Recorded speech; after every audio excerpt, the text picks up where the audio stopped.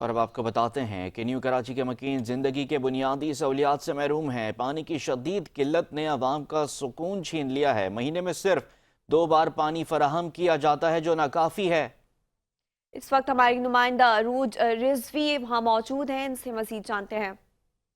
जी बिल्कुल, इस वक्त हम मौजूद है कराची के इलाके न्यू कराची में, जहां पानी की अगर हम बात करें तो यहाँ के शहरी, यहाँ के इलाके मकीनों को पानी मिलना तो बिल्कुल दूर की बात है। यहाँ महीने में सिर्फ 2 मरतबा इनको पानी मिलता है, जिसकी वजह से ये लोग काफ़ी मुश्किलात का सामना कर रहे हैं। हमारे साथ कुछ खवातीन भी मौजूद हैं, हम इनसे जानते। आपने हमें बताया जैसे कि महीने में 2 मरतबा पानी आता है, तो कितना मुश्किल है गुजारा करना। ये छोटे छोटे बच्चे हैं, पूरी फैमिली है। जी बहुत मुश्किल से आता। बच्चे हमारे काम पे बोले हाथ लाते पानी इस चिंची में भर के लाते हैं, भर में पैसे।